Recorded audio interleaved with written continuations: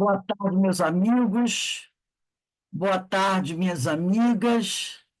Nós estamos aqui na Sociedade de Estudos Espíritas Francisco de Assis. Hoje, dia 7 de julho de 2025, segunda-feira. E nesse horário, né, das 5h30, nós estudamos essa obra, Dramas da Obsessão, de Ivone do Amaral Pereira, pelo espírito de Dr. Bezerra de Menezes. Hoje é a nossa segunda aula desse estudo, né? Mas antes de iniciarmos, vamos elevar aqui o nosso pensamento a Deus, nosso Pai Criador, agradecendo ao Pai pela oportunidade que Ele nos concede de estarmos todos aqui reunidos, buscando aprender, buscando crescer, buscando evoluir, buscando também a nossa renovação íntima, que se faz muito necessária nesse processo evolutivo. Mas também sempre pedimos por aqueles nossos irmãos que se encontram, né, com muitas dificuldades, irmãos esses que ainda não conseguiram entender que é o Evangelho de Jesus que vai nos trazer essa bússola para nos ajudar na nossa melhora. Então, sempre pedimos a Deus que os ilumine, para que eles encontrem o caminho, né? Que é o caminho que nos leva a Jesus. E assim, envolvidos por essas bênçãos, que percebemos se derramam sobre cada um de nós, pedimos ao Pai que nos dê a permissão para iniciar o nosso estudo da tarde de hoje. Graças a Deus. Bem, gente, nós estamos nesse trecho que vai falar sobre, da primeira parte, Leonel e os judeus do serviço do Consolador. E aqui, né, doutor Bezerra destacou algumas coisas que eu queria relembrar, né? Quando ele diz que a palavra, ele diz assim, a palavra, isso está no sexto parágrafo desse capítulo 1, Leonel e os judeus do serviço do Consolador. Ele diz assim, que a palavra é vibração divina, a palavra vibração divina do pensamento. Isso é muito importante, eu achei isso muito importante. A palavra vibração divina do pensamento, o qual, por sua vez, será a essência do próprio Ser Supremo, refletida na sua criatura, foi concedida ao homem pelas leis eternas da natureza, para facilitação do seu progresso e engrandecimento, recurso precioso com que alindará a própria personalidade para atingir finalidades gloriosas. Isso é muito importante. A palavra é vibração divina do pensamento, né? Que será a essência do próprio ser, refletida na criatura, na sua criatura. Então, depois, né, ele vai contar aqui, ele vai falar sobre o sexto sentido, no parágrafo 7, de que tratamos, isto é a intuição ou a mediunidade geral. É um dom, é estudo, concedido pela criação para edificação, progresso, para a felicidade do pescador, possível de progredir em possibilidade através do exercício do tempo e das reencarnações. Algo mais delicado, profundo e superior dos demais sentidos, e que necessitará ser devidamente amado, respeitado e cultivado dentro dos postulados da moral, da justiça, do amor e da fé, a fim de que não se anule. Depois ele vai trazer aqui também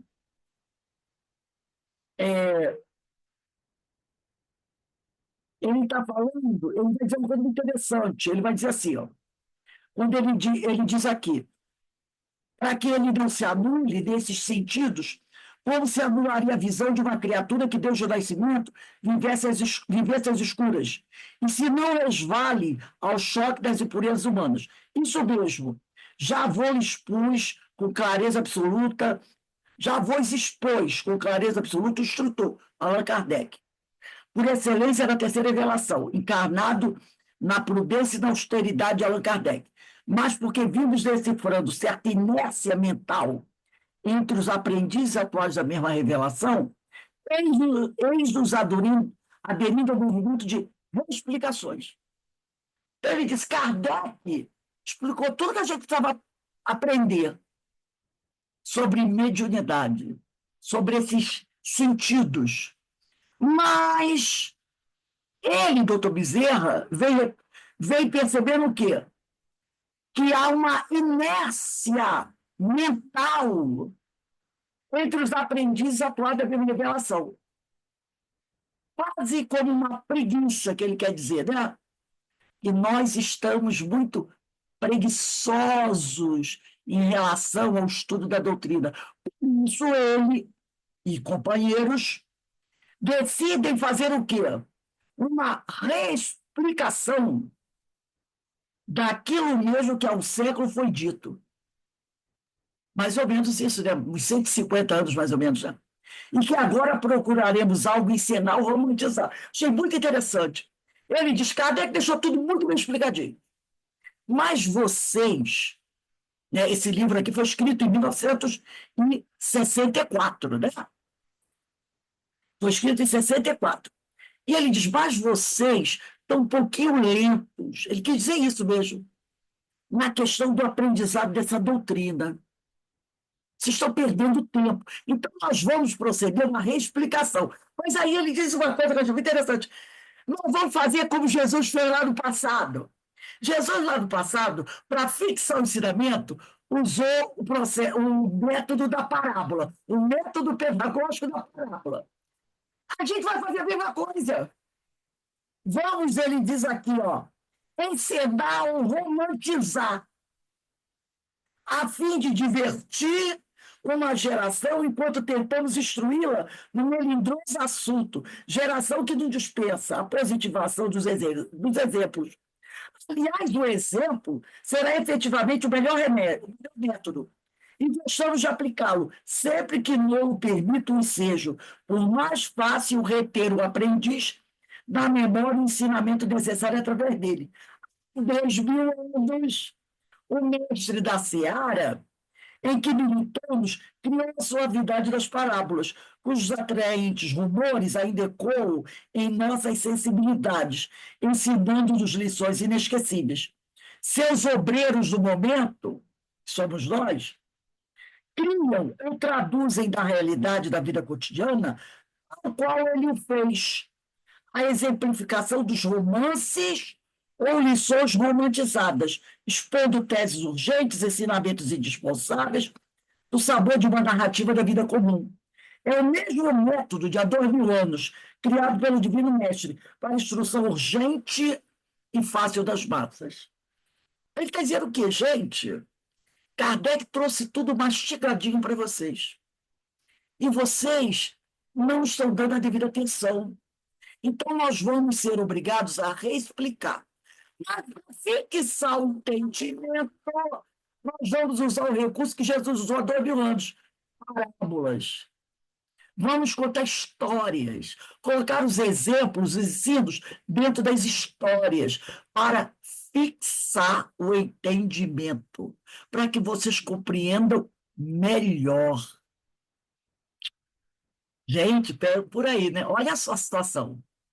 Será que a gente precisaria dessas histórias se a gente tivesse realmente se dedicado? Então, eles vão usar o recurso que Jesus usou, histórias, para ajudar a nossa compreensão dos fatos. E aí começa a aula de hoje. Assim sendo, o caso que vos contarei, lá vem com as histórias, em seguida, é perfeitamente verdadeiro, e não uma ficção. Corrobora ele a assertiva de que a mediunidade é dom natural e convirá ao seu portador. Não ignorar que a possui, mas se estudá-la, aceitá-la, cultivá-la, educá-la em princípios sérios, a fim de se eximir a perigos fatais. Então, ele diz aqui, ó, É preciso estudar, aceitá-la, cultivá-la, educá-la em princípios sérios. O que é isso? Mediunidade com Jesus. Porque tem muita mediunidade sem Jesus por aí. Tem muita. Então, ó, mediunidade com Jesus, tá? Isso é muito importante. Porque se a gente não pratica uma mediunidade com Jesus, nós poderemos nos colocar no risco, né, de sofrer perigos sérios. E um deles é a famosíssima obsessão. Aí continua aqui. A personagem aqui figurada, como de Leonel, possuía dons mediúnicos. Porém, tratando-se de um livre pensador, de orgulho, repudiava qualquer tendência às questões metafísicas e que o espiritismo preferia ridiculizar, ridiculizar num combate chistoso e desprezível, ignorava-se a si mesmo, desconhecendo voluntariamente que, em sua própria natureza, negava a possibilidade de se deixar influenciar e dirigir pelos habitantes do mundo invisível, cuja existência absolutamente não admitia. E não aceitava que era médium, e muito menos que poderia ser seduzido, né, envolvido por espíritos, né, invisíveis, pelos seres invisíveis, muito inteligentes, mas pouco moralizados. Assim sendo, passemos a sua atormentada história ao lado dos seus perseguidores, judeus do plano invisível. No terceiro decênio desse século XX, né, eu atendia ao honroso mistério dos anos 30. Eu atendia ao honroso mistério de conselheiro e médico espiritual em certo posto de assistência aos necessitados. O doutor Bezerra já estava desencarnado, tá? Para receituar beneficências físicas, morais e espirituais, anexo a um grêmio de aprendizes espíritas dedicadíssimos aos deveres abraçados perante o Evangelho, os quais se devotavam aos serviços de socorro ao próximo, inspirados num sentimento de fraternidade verdadeiramente encantador e cuja singeleza de caráter, atingido as raias da humildade cristã, nos atraía as simpatias do além esclarecido e virtuoso. Os serviços em geral, verificados nesse núcleo, programados pelo venerando espírito Bittencourt Sampaio, através de um médio explícito e positivo, eram diários e muito eficientes, o que sobremodo nos satisfazia por nos permitir ensejos variados na difusão e prática dos serviços do Consolador. Então, era um médium muito bem preparado. Era meu assistente por esse tempo, uma entidade, quer dizer, um espírito em aprendizado, atualmente reencarnada. Então, esse auxiliar dele nos anos 30, hoje, hoje eu digo, em 1964, quando o livro foi publicado, esse auxiliar do Dr. Bezerra já estava encarnado. Generosa e dedicada, que adotaram o prenome de Roberto, e conquanto essa não fosse realmente a sua identidade, além de outros que não precisaremos nomear. Então, o Roberto era o auxiliar, nos anos 30, do Dr. Bezerra. Ele estava desencarnado. Quando ele foi publicado, ele já estava encarnado. Certa noite, após o receituário, deteve-se o médium responsável pelo gabinete que se processava o melindroso mandato, uma súplica ardorosa para a visitação espiritual a um ambiente doméstico, atacado de singulares manifestações de provação, intensas e dolorosas. Então, esse médium que trabalhava, né, com esse receituário, ele começou a fazer prece pedindo ajuda para uma família que passava por momentos muito difíceis. Uma carta chegara do sul dos pais às mãos do médium. enviada pela caridosa gentileza de um familiar do mesmo instrumento, do mesmo médium. Então, parente do médium mandou uma carta para ele, lá do sul, contando as histórias, né? Solicitando seus préstimos de intermediário entre os poderes invisíveis e a terra, para alívio de criaturas que se debatiam contra torrentes de desesperações, positivamente irremediáveis, por outra forma. Leia o médium para mim. Aí o médium lê a mensagem para o espírito Bezerra de Menezes, por entre as irradiações da prece caritativa. E eu captando o assunto através de suas vibrações. Então, o médium leu a carta, né? Pedindo, através de uma. Ele leu a carta no momento de prece, pedindo ajuda de Dr. Bezerra de Menezes. E Dr. Bezerra captou o assunto através das vibrações do médium. Decalquei-a em minha mente. Quer dizer, gravei.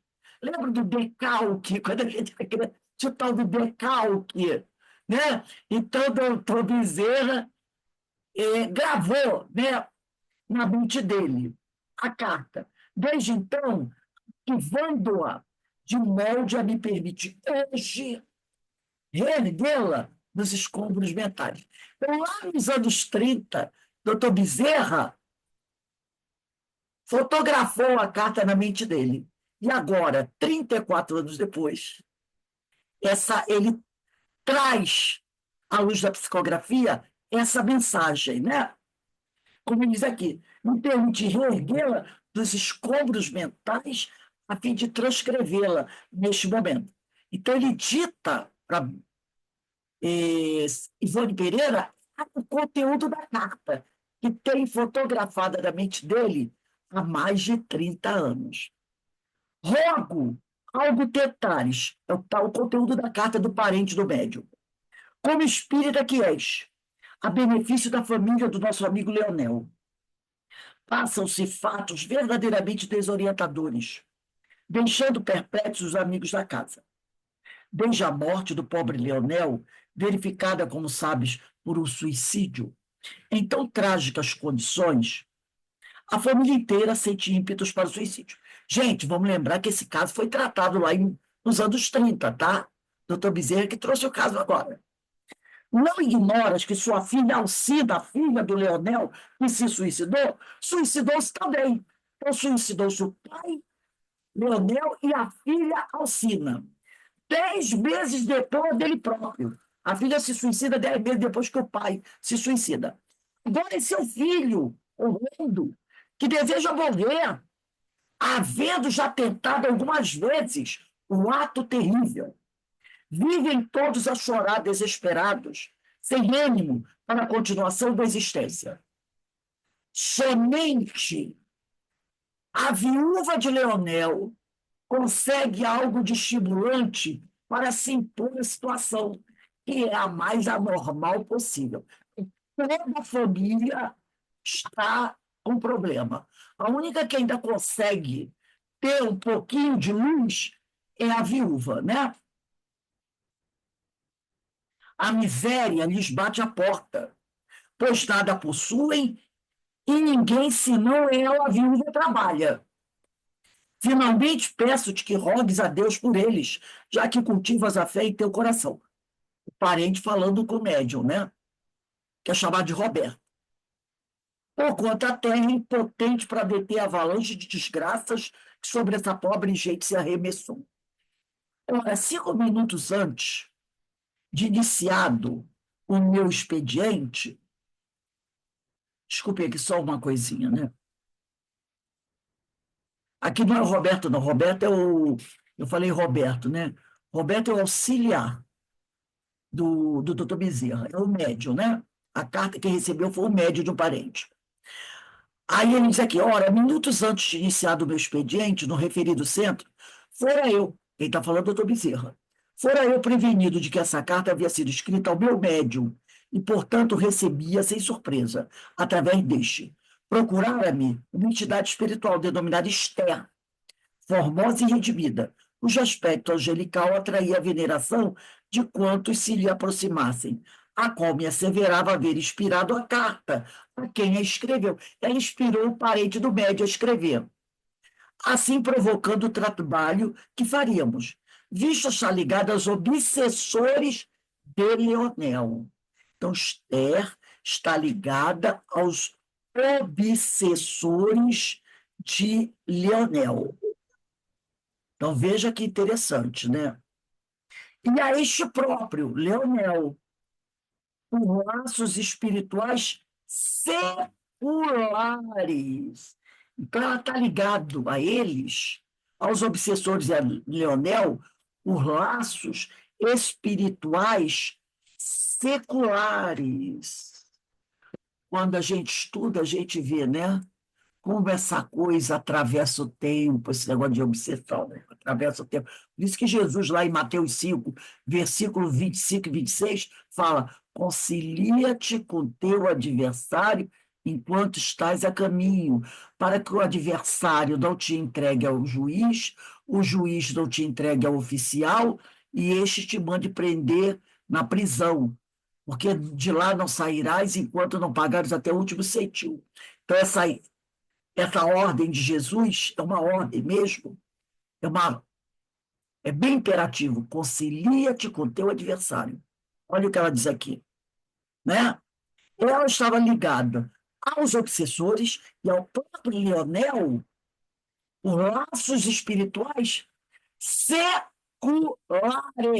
Então, a palavra século está no plural, no século. É pelo menos mais de 2, até 3 ou mais séculos. Que agora apresentava-se, gente, agora, depois de séculos, apresentara-se um momento de agir em socorro da falange litigante. Foi preciso séculos para que se pudesse realizar o trabalho de socorro aos litigantes. Leonel e esse grupo. Rogava por isso nosso concurso, nossa ajuda, uma vez que não poderia operar sozinha, e ainda porque os serviços de além-túmulo são produtos de equipe, e jamais de um trabalhador isolado. Que lição, né? Às vezes a gente quer fazer coisas sozinho, e dá do que dá. E o doutor Bezerra disse aqui, ó, trabalha em grupo. A força é maior em grupo do que isolado. Os apelos, o de Esther e o da carta, eram impressionantes. Impossível seria não atendê-los. Tentando algo a benefício dos sofredores. Os serviços ficaram assim, sob meu critério, diz doutor Bezerra, dadas as minhas atividades naquele núcleo espírita, muito embora fraterno, concurso alheio, me coadjuvasse. Ele estava da supervisão, mas eu tinha auxílio de outros companheiros. Submeti o aparelho mediúnico, o médium, à letargia branda do transe, mantendo-o ali ligado pela troca das vibrações necessárias à comunicação que se processava. Regimentei os assistentes espirituais auxiliares, convocou um grupo de espíritos para ajudá-lo, de plantão no centro daquela noite, e partimos com uma falange, né, para o endereço apontado em inspeção indispensável. Impossível, porém, nos for ali penetrar. Repare o que ele falou aqui, ó. E partimos para o endereço apontado em inspeção indispensável. Ela, quando demandou o pessoal, mandou a cartinha, ela mandou o endereço, tá? Onde eles ficavam, para facilitar o trabalho. Impossível, porém, nos for ali penetrar pelos meios comuns. Tal a densidade vibratória asfixiante. Não foi fácil poder penetrar naquele ambiente, naquela casa. Tal a densidade vibratória asfixiante do recinto. Aí a gente pergunta assim: essa densidade vibratória é uma energia que veio de fora e caiu sobre aquele povo? como um cobertor que se derrama sobre alguém? Não. É produto dos nossos pensamentos. Porque eu penso assim, nossa, veio uma densidade vibratória alienígena, né? E se derramou sobre nós. Não, não, não, não, não é alienígena, não. Ela é produto dos nossos pensamentos. Então, diz aqui, tal a densidade vibratória asfixiante do recinto. Um clima obsessor que expandia malefícios em derredor do lar, se distrado pela onda de tragédia que a ele se adaptava. Eu levara, doutor Bezerra falando, no entanto, em nossa comitiva, indígena brasileiro da raça tamoio. Doutor Bezerra já usa a palavra correta, né? Indígena, e não índio. Espírito hábil, honesto e obediente, que voluntariamente se associara à nossa falange, desejando servir ao bem, e mais o nosso assistente Roberto, espírito, a quem eu muito amava e em quem confiava plenamente. Uns ali penetraram, sacrificando a própria harmonia vibratória. Porque não foi fácil penetrar ali. Olha o paredão. Aí a gente faz assim, vamos fazer uma digressão aqui. Imagina Jesus chegando ao planeta Terra. Se para o indígena e para Roberto foi um sacrifício à própria harmonia vibratória, imagina a chegada de Jesus ao planeta Terra. Espírito puro. Mas seguimos aqui. A fim de se inteirarem minuciosamente do que realmente se passava. Então não foi fácil para eles penetrarem ali. Foi uma violência. Tomar aquele impacto e sacrifício. Incrível, né? Mas, como eles são trabalhadores de Jesus, eles vão. Retornaram logo após ao posto mediúnico, de onde haviam partido, chocados e ansiosos. E Roberto, que chefiava a expedição, tomou a palavra, transmitiu as irradiações mentais, desincumbindo-se do noticiário sobre o reconhecimento efetuado. Trata-se de um caso de obsessão coletiva simples, meu caro irmão, carente de intervenção imediata de socorro espiritual, a fim de que se evitem os suicídios na família. São quase todos os membros dessa numerosa família constituída do velho casal e 10 filhos menores. Não cultivam estudo edificante para o saneamento mental, nem a meditação sobre os assuntos elevados do espírito, e tampouco a prece, tornando-se, por isso mesmo, campo raso para os assédios das trevas. Acabam se tornando, usando um termo forte, forte, que uma vez ouvi de um amigo espiritual. Acho que foi o termo mais forte que eu já ouvi. Ele disse assim: muitos se tornam carniça para os abutres. Termo forte, né? Muitos se tornam carniça para os abutres. Olha o que ele disse aqui. Não cultivam o estudo edificante para o saneamento mental,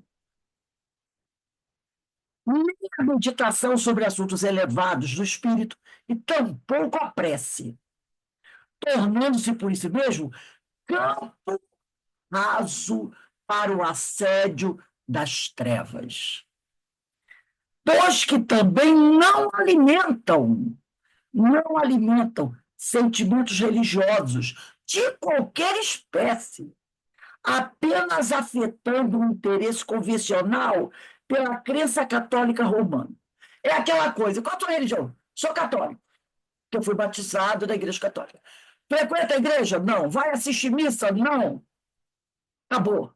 É o famoso, entro na igreja, entrei na igreja para o batismo, fazer a primeira comunhão, talvez nem isso, e para casamento. E acabou. E acabou, né? Isso em qualquer religião também. Dizes, pois, meu caro Roberto, intervim, doutor Bezerra, procurando inteirar-me dos detalhes a fim de melhor estabelecer o programa de operações beneficentes. Ter havido, com efeito, mais de um suicídio no seio dessa pobre família? Doutor Bezerra quer saber. Sim, e terei-me de que o chefe da mesma família, o Tinone Leonel, pôs termo à existência terrena, desfechando um tiro de revólver no ouvido direito. O Leonel morreu assim.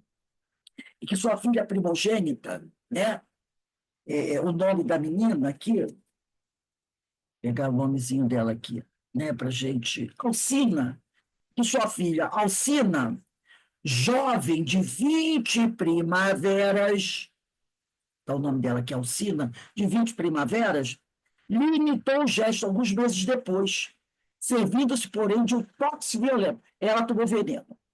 E terei ainda que outro filho seu, de 15 anos de idade, parece que é o Orlando, né? Orlando, o outro filho dele, só puxar os nomes aqui, porque para a gente poder. Acho que é isso mesmo, Orlando. Outro filho dele, jovem também, tentou envolver um sinistro, só tinha 15 anos, salvando-se, no entanto, graças à intervenção.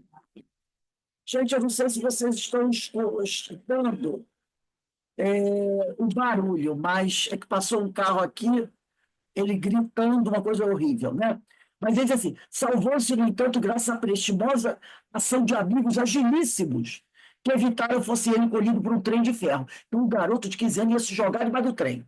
Mas os amigos salvaram. Pois o deslocado lançou-se aos trilhos, enfrentando o comboio que se aproximava. E como te inteiraste de que se trata de ação obsessora simples? A doutora Bezerra quer saber, peraí, mas como é que você sabe que é um processo de obsessão simples que está acontecendo? Sobre médios que ignoram estar sob influências maleficentes da sugestão extraterrena, visto que vivem alheios aos fenômenos e a observações espíritas. O doutor Bezerra quer saber como é que ele fez essa análise, né? Vimos ambos os suicidas, diz o auxiliar, né? Vimos ambos os cientistas Leonel e Alcina ainda retidos no próprio teatro dos acontecimentos. Eles não foram, vamos dizer assim, para o Vale das Sombras, não. Eles ainda estão ali, presos, como ele chama, no teatro dos acontecimentos. Leonel vagando, desolado e sofredor, a bradar por socorros médios, que ele deu um tiro no ouvido, traindo nas próprias repercussões vibratórias o gênero da morte escolhida sobre pressões invisíveis. Então, ele ainda vê ali o Leonel, né, andando totalmente desolado, gritando, desesperado por ajuda. Né? Ensina que tomou veneno, a filha, o perispírito ainda em colapso, desmaiada, sob o choque violento do praticado, distinguindo também os obsessores. Agora eu vou dar uma paradinha aqui, porque ele narrou a situação. Eu vou compartilhar com vocês o texto do livro Memória de Suicida. Deixa eu compartilhar aqui. Eu vou ter que abrir isso para pegar o Memória de Suicida aqui. Deixa eu ver, tá aqui. Memória do Suicida. Deixa eu tirar essa página aqui. Esse, quem quiser anotar, aqui, pode anotar. É Memória do Suicida, capítulo O Vale dos Suicidas. Tá? Nós vamos ler um pouquinho sobre o Vale dos Suicidas, no 28º parágrafo. Então, é o capítulo 1, o Vale do Suicida, 28º parágrafo. Diz assim, né, o nosso irmão, que enviou, Camilo Cândido Botelho, narrando para a Ivone Pereira, que psicografou a obra. como se fantásticos espelhos perseguissem obsessoriamente nossas faculdades. Ele vai contando o drama que ele e os companheiros suicidas passaram. Caso aqui de Leonel e Alcina. Lá se produzia a visão detestável da podridão. A seguir, o curso natural da destruição orgânica. Antes ele dizia, lá se produzia a visão macabra, o corpo a se decompor sob o ataque dos vibriões esfaimados. A faina detestável da podridão a seguir o curso natural da destruição orgânica, levando em roldão nossas carnes, nossas vísceras, nosso sangue, pervertido pelo fétido, nosso corpo, enfim, que se sumia para sempre no banquete asqueroso de milhões de vermes vorazes, nosso corpo que era carcomido lentamente sob nossas vistas estupefatas, que morria, era em bem verdade, enquanto nós, seus donos, nosso ego sensível, pensante, inteligente, que dele se utilizar apenas como de um vestuário transitório, continuava vivo, sensível, pensante, inteligente, desapontado e pávido, desafiando a possibilidade de também morrer. E ó tétrica magia que ultrapassava todo o poder que tivéssemos de refletir e compreender. Ó castigo irremovível, punindo o renegado que ousou insultar a natureza, destruindo prematuramente o que só ela era competente para decidir e realizar. Vivos nós em espírito, diante do corpo putrefado, sentíamos a corrupção atingir-nos. Doía em nossa configuração astral, perispírito, as picadas monstruosas dos vermes. Enfurecia-nos até a demência, a martirizante repercussão. Lá, quem quiser ouvir falar sobre essa repercussão, dá uma olhadinha no Livro dos Espíritos, item 257, terceiro parágrafo. Eu vou pegar aqui rapidinho, tá? Só para a gente relembrar quando no Livro dos Espíritos fala sobre essa repercussão vibratória, né?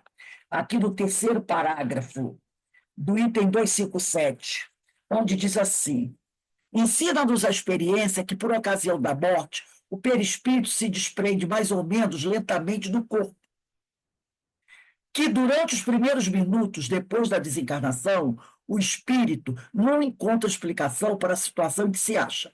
Crê não estar morto, por isso que se sente vivo. Vê um lado do corpo, sabe que lhe pertence, mas não compreende que esteja separado dele.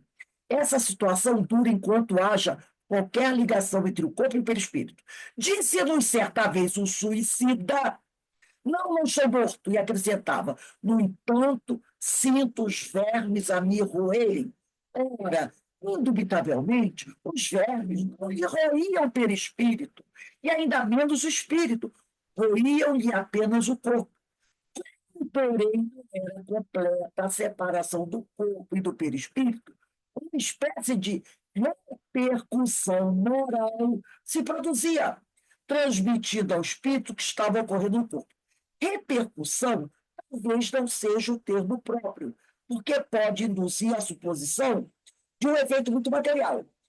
Antes, a visão do espírito do que se passava com o corpo, ao qual ainda o conservava ligado pelo espírito, o que lhe causava a ilusão que ele tomava por realidade. Essa explicação está no Livro dos Espíritos, questão 257, terceiro parágrafo. Por isso que aqui o Camilo diz assim: enfurecia-nos até a demência a martirizante repercussão. Na realidade, era a visão que ele tinha do corpo sendo comido pelos vermes, que levava nosso perispírito, ainda animalizado e provindo de abundantes forças vitais, fluido, a refletir o que se passava com seu antigo envoltório limoso.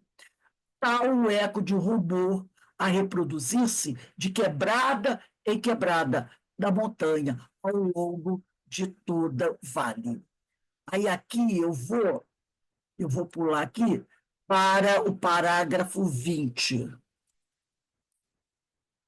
né? Parágrafo 20. Ele diz aqui: sim, imaginai uma assembleia numerosa de criaturas disformes, homens e mulheres, caracterizada pela alucinação de cada uma, correspondente a casos íntimos, trajando todos vestes como que empastadas do lodo das sepulturas, com feições alteradas e doloridas, estampando os estigmas de sofrimentos cruciantes. As marcas do suicídio, tiro na cabeça, lesão do cérebro, veneno do aparelho, né? Laringe, esôfago, tudo queimado. Imaginai uma localidade, uma povoação envolvida em densos véus de penumbra gélida e asfixiante, onde se aglomerassem habitantes de além-túmulo abatidos pelo suicídio, ostentando cada um o ferrete infame do gênero de morte escolhido no intento de ludibriar a lei divina, e nos conceder a vida corporal terrena, um precioso ensejo de progresso, inavaliável instrumento para a remissão de faltas gravosas do pretérito. Pois era assim, a multidão de criaturas que meus olhos assombrados deparavam nas trevas que lhes eram favoráveis ao terrível gênero de percepção, esquecido na insânia do orgulho, que a mim era próprio, e também eu, Camilo, pertencia a tão repugnante todo, e era igualmente, né, um feio, alucinado, um pastoso ferreteado.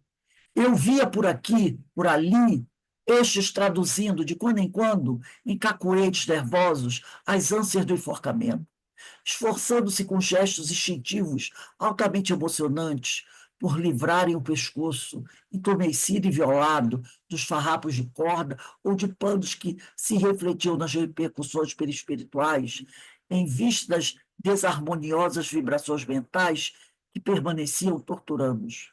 Aqueles, indo e vindo como loucos, em correrias espantosas, bradando por socorro em gritos estentóricos, julgando-se de momento a momento, envolvidos em chamas, aqueles que tacaram fogo no corpo, né?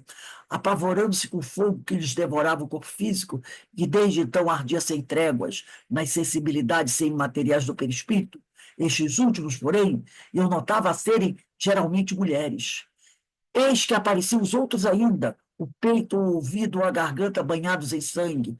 Ó sangue inalterável, permanente, que nada conseguia verdadeiramente fazer desaparecer das sutilezas do físico espiritual, senão a reencarnação expiatória e reparadora. Só isso iria fazer com que essas cenas terríveis desaparecessem. Tais infelizes, além das múltiplas modalidades de penúria, que se viam atacados, deixavam-se estar preocupados sempre a tentarem estancar aquele sangue jorrante, ora com as mãos, ora com as vestes, ou outra qualquer coisa que supunha ao alcance, sem, no entanto, jamais o conseguirem, pois tratava-se de um deplorável estado mental que os incomodava e impressionava até o desespero. A presença desses desgraçados impressionava até a loucura, dada a inconcebível dramaticidade dos gestos isócronos, inalteráveis, a que, malgrado próprio, se viam forçados. E ainda estes outros, sufocando-se na bárbara asfixia do afogamento, bracejando em ânsias furiosas à procura de algo que os pudesse socorrer, tal como sucedera a hora extrema em que suas mentes registraram, ingerindo água em gorgolejos ininterruptos, exaustivos, prolongando indefinidamente cenas de agonia selvagem, aos quais olhos humanos seriam incapazes de presenciar sem se tingirem de demência. Porém, havia mais ainda. E o leitor perdoe a minha memória estas minudências, talvez desinteressantes para o seu bom gosto literário, mas úteis. Por isso que eu estou lendo, gente. Certamente, como advertência ao seu possível caráter impetuoso, chamado a viver as inconveniências de um século em que o morbus terrível do suicídio se tornou mal endêmico. Não pretendemos, aliás, apresentar obra literária para deleitar o gosto e temperamento artístico. Ele está dizendo, não estou aqui escrevendo tudo isso para deleitar as pessoas que gostam de romances água com açúcar. Cumprimos um dever sagrado tão somente procurando falar aos que sofrem, dizendo a verdade sobre o abismo que, com malvadas seduções, há perdido muita alma descrente em meio dos desgostos comuns à vida de cada um.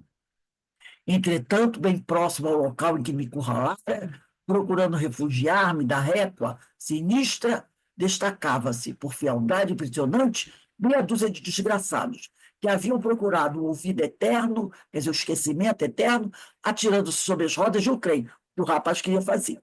Trazendo os perispíritos desfigurados, desciam a armadura de monstruosa aberração, as vestes em farrapos esvoaçantes, cobertos de cicatrizes sanguinolentas, retalhadas, confusas, no emaranhado de golpes e sobregolpes.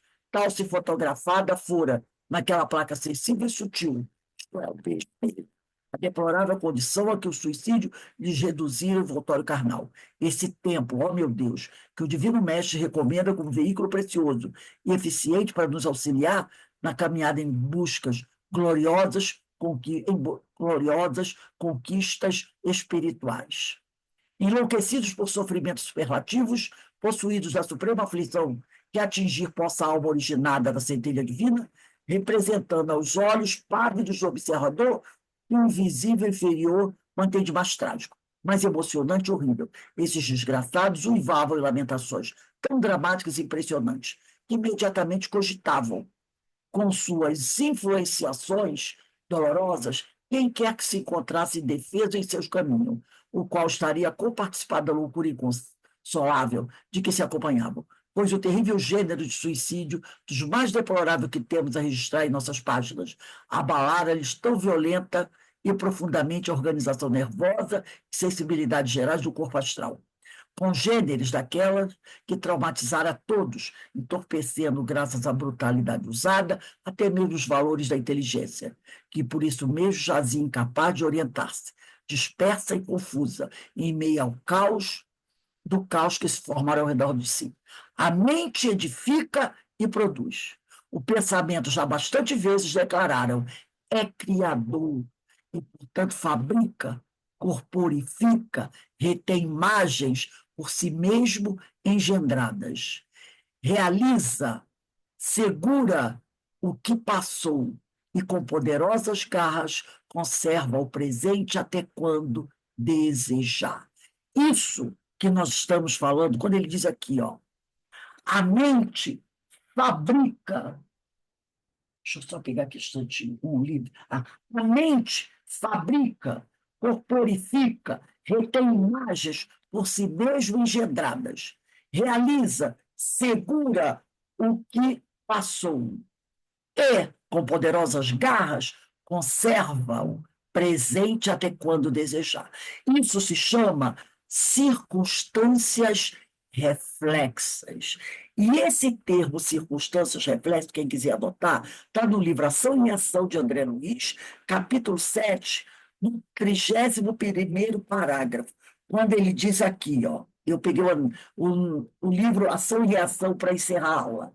Figuremos um homem acovardado diante da luta, perpetrando suicídio aos 40 anos de idade, no corpo físico. Esse homem penetra no mundo espiritual, sofrendo as consequências imediatas do gesto infeliz, gastando tempo mais ou menos longo, segundo as atenuantes e agravantes de sua deserção, para recompor as células do veículo perispirítico e, logo que oportuno, quando torna a merecer o prêmio de um corpo carnal na esfera humana, dentre as provas que repetirá naturalmente, se inclui a extrema tentação ao suicídio na idade precisa em que abandonou a posição de trabalho que lhe cabia, porque as imagens destrutivas que arquivou em sua mente se desdobrarão diante dele, por meio do fenômeno que podemos chamar circunstâncias reflexas, dando aso a recônditos desequilíbrios emocionais que o situarão logicamente em contato com as forças desequilibrantes que se lhe ajustam ao temporário modo de ser. Então, ele está dizendo o seguinte, que muitas dessas pessoas que se suicidam retornam ao plano espiritual, passam por todo o tratamento, reencarnam novamente. E quando chegam novamente àquela idade onde ele se suicidou em vida passada, e passa por por momentos semelhantes àquele, o que ele faz novamente? Novamente volta a se suicidar.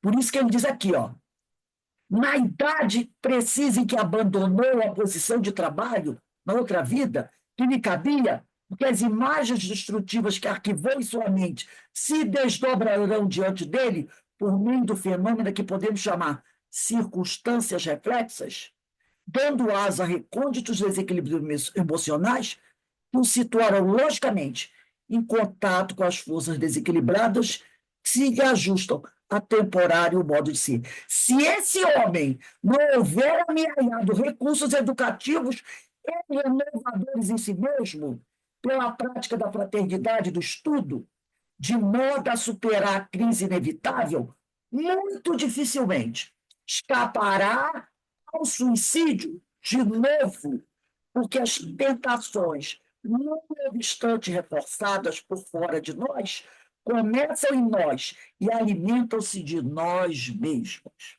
Então, a mente edifica e produz. O pensamento já bastante vezes declararam, é criador e, portanto, fabrica, purifica, retém imagens por si mesmo engendradas, realiza, segundo o que passou, e com poderosas garras, conserva o presente até quando desejar. Isso são circunstâncias reflexas. Está lá no livro Ação e Reação, do capítulo 7. Então, gente, por que eu trouxe tudo isso? Porque, como disse o nosso irmão aqui, né, Camilo, nós precisamos falar sobre isso. Porque diz ele aqui, o suicídio campeia, mas continua a campear. Continua entre nós essa ideia. Nós vemos aí, eu gostaria que o pessoal ligasse aí as câmeras, né? Porque tem só 3, não tem nenhum com câmera ligada, né? É, a ideia do suicídio está aí, gente. A gente vê todo dia. Por isso que Camilo disse, eu vou contar em minúcias esse detalhe. É feio, horrível, deprimente. Mas se a gente não tocar no assunto, não descrever em detalhes como as coisas acontecem, com esses irmãos que chegam ao plano espiritual, depois do suicídio, outros se sentirão seduzidos pela ideia. Então é preciso contar como é feio o processo, para que essas pessoas não se sintam estimuladas. Por isso eu fiz questão de ler, o trecho foi grande, mas é a realidade do que acontece com esses irmãos que buscam essa saída, uma saída totalmente equivocada. Por isso, o companheiro aqui, o Roberto, ele contou, ele falou, Leonel vagando desolado e sofredor, abradar socorros médicos, traindo nas próprias, quer dizer, apresentando nas próprias repercussões vibratórias o gênero da morte escolhida sob pressões invisíveis. E a Alcina, que morreu envenenada, né, também no mesmo desespero.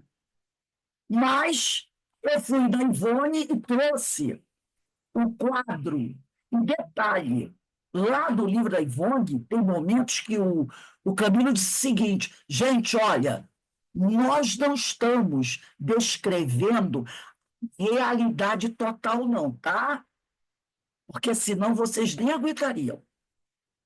Nós estamos até dando uma amenizada do problema. Então, gente, a situação de suicidas é terrível. É terrível. Inúmeras. Hoje a gente tem visto muito jovem, muita criança nesse negócio desses desafios da vida aí. Não é? A gente não está vendo isso na internet? Sendo levadas ao suicídio, fazendo autoasfixia. É suicídio. É lógico que o outro também é responsável, mas a criança fazendo autoasfixia, com gravata. Aí na internet, e outras coisas mais, tomando veneno, se cortando, fazendo coisas absurdas.